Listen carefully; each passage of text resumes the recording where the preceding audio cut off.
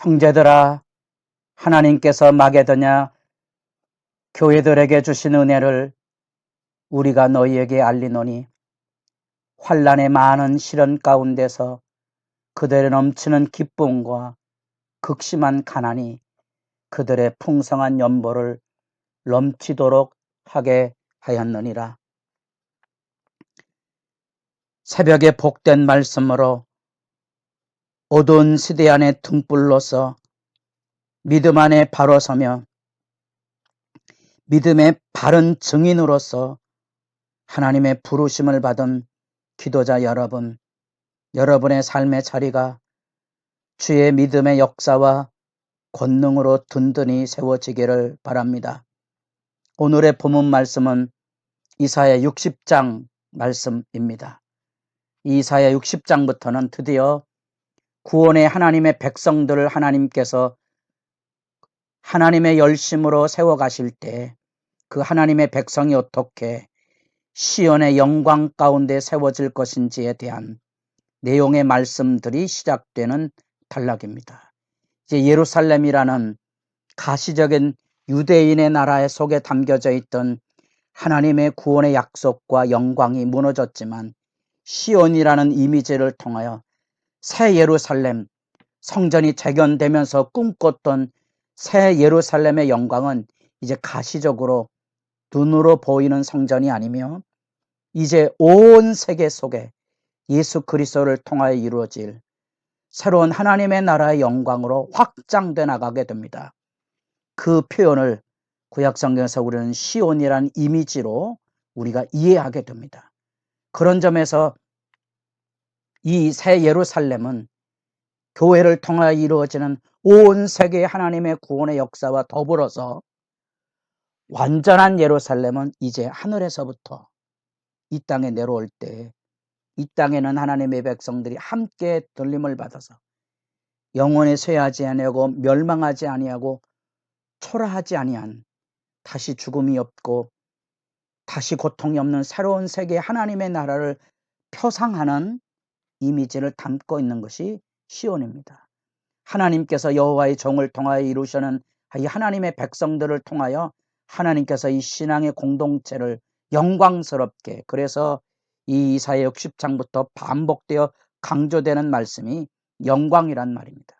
그게 여호와의 승리하심과 예루살렘의 구속으로 이어지는데, 오늘은 그 첫 장면입니다.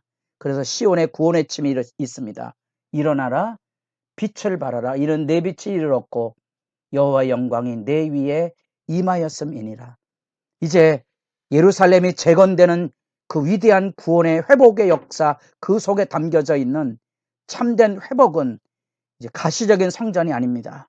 그 성전을 통하여, 학계를 통하여 일깨워졌던 것처럼 보배로운 하나님의 구원의 영광이 그 성전에 가득할 것인데, 그것이 바로 신약시대를 여는 예수 그리스도의 나라, 새로운 성전, 눈으로 보이는 이 땅의 성전이 아니고 하나님께서 하나님의 백성을 통하여 지으시는 하나님의 영광의 공동체를 일깨워주는 전망을 가지고 있습니다. 그 전망을 외치는 말이 유명한 구호입니다. 일어나라, 빛을 발하라. 이는 내 빛이 이르렀고 여호와의 영광이 내 위에 임하였음이니라. 그래서 너 예루살렘 이스라엘 백성들에 대한 하나님의 구원이 내 위에, 너를 통하여 너와 함께 하나님께서 새롭게 이스라엘 백성들을 세워가실 것에 대한 영광의 장면이 그곳에 담겨져 있습니다.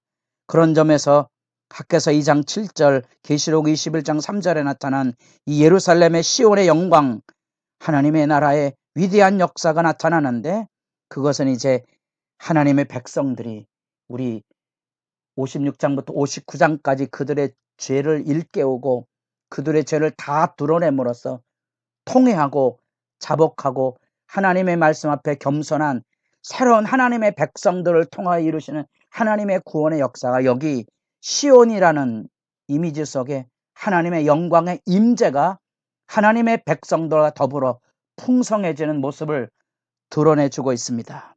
그런데 놀랍게도 그 구원의 역사는 열방들을 통하여, 이방들의 섬김을 통하여 열려지게 되는 것을 보게 됩니다.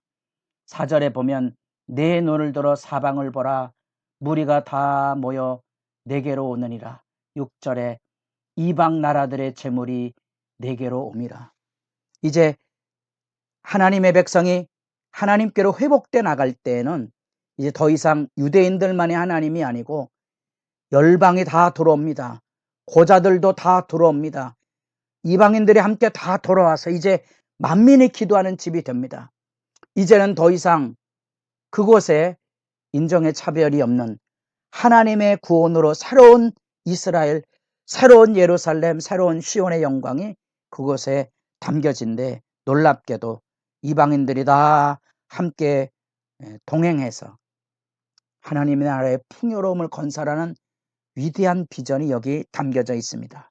우리가 이렇게 보면 그저 지나가는 말씀처럼 들려지겠지만 여러분들이 바울이 고린도 지역이 아테네 지역으로 아가야 지방으로 내려갈 때 혹이라도 그들에게 돈을 탐하는 단순한 그 당대의 또돌이 철학자가 아닌 진정한 복음의 증인으로 설기 위해서 자비랑으로 수고하고 살해를 받지 않았다는 사실을 기억합니다.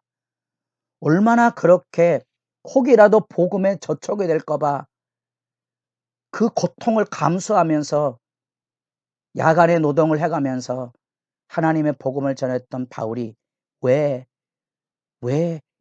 이방인들의 예루살렘의 기근에 대한 연보 헌금을 하는데 앞장서서 구설수에 오르게 되었을까요? 그 의미를 아십니까? 이방인의 사도로서 바울은 아마도 이사야 60장에 나타난 이런 이방인들이 주께로 돌아오는 시온의 영광 가운데 자기가 이방의 사도로서 앞장서야 될 사명이 있을 것이라고 충분히 추정해 볼 수 있습니다. 그래서 살해를 받지 않았지만 그 연봇돈을 중간에서 챙기려고 그곳에 관여하고 있다는 비아냥과 조롱을 그 말할 수 없는 수모의 조롱을 고린도 교인들에게 들으면서도 불구하고 바울이 그 길에 앞장서서 예루살렘에 올라갔던 것은 이런 하나님의 회복의 영광이 바울의 가슴 속에 살아있었기 때문에 그런 거지요. 시온 백성이 재창조될 때 놀랍게도 열방의 섬김을 통하여 풍성한 은총의 재건이 이루어지게 된다는 사실입니다. 스게라 7장에도 이런 은금의 풍성한 역사에 대한 비전이 담겨져 있고요. 시온의 심판이 끝나고 이제 열린 성문이 되어서 이제 이 열방들이 다 주께로 돌아오는 것처럼 계시록 21장에 내려가 보면 하나님의 성문은 열린 성문이 되어 있습니다. 유대인이나 이방이나 상관없는 그리스도의 복음 안에 들어오는 모든 이들이 함께 하나님의 나라의 영광으로 회복돼 나가는 거지요. 그들 속에는 이제 이방인들의 섬김이 있어서 놀랍게도 이제 열방의 젖을 버림받은 여자가 먹게 되는 거지요. 그 장면이 바로 하나님이 얼마나 위대한 분이신지 그리고 하나님의 구원의 역사가 얼마나 놀랍게 펼쳐져 갈 것인지를 보여주고 그 시온의 영광스러운 미래가 17절부터 선포되고 있습니다. 그 선포된 그 속에는 풍요와 공의가 이루어지고 약속의 땅이 주어지고 후손이 땅을 차지하는 영광스러운 모습이 들려지게 되고요. 19절 다시는 낮의 해가 내 빛이 되지 아니하며 달도 내게 빛을 비추지 아니할 것이요 오직 여호와가 내게 영원한 빛이 되며 내 하나님이 내 영광이 되리라. 21절 내 백성이 다 의롭게 되어 영원히 땅을 차지하려니 그들은 내가 심은 가지요 내가 손으로 만든 것으로서 나의 영광을 나타낼 것인지 그 작은 자가 천명을 이루겠고 그 약한 자가 강국을 이룰 것이라 때가 되면 나 여호와가 속히 이루리라. 마치 계시록에 나타난 천년왕국을 표상하는 이미지를 가지고 있는데 이것이 구원의 역사의 풍성함이고 복된 영광의 역사입니다. 우리가 꿈꾸는 하나님의 나라의 역사는 이처럼의 위대한 비전이 담겨져 있는데 너 이스라엘 하나님께서 친히 자기 백성과 다시 함께하는 영광이 들려지게 되고 그 가운데는 열방이 함께 돌아와서 서로를 섬겨 풍성한 예루살렘 하나님의 백성을 이루게 되고 그 가운데 여호와 영광의 충만한 풍요와 공의와 약속의 자손들이 땅을 차지하는 영광의 하나님의 나라가 열려지는 비전이 60장의 영광입니다. 여러분도 하나님의 말씀을 읽어가며 이스라엘 백성들이 바벨론 포로기에 이런 말씀을 읽었다고 생각하는 구원의 감격의 비전을 가지고 다시 우리들도 영적인 쇠락의 시대를 살아가는 현실의 교회당 안에 하나님의 구원의 영광이 충만할 주님의 나라를 내다보며 하나님께 영광의 찬양과 기쁨의 기도를 드리는 복 있는 시간이 펼쳐질 수 있기를 바랍니다.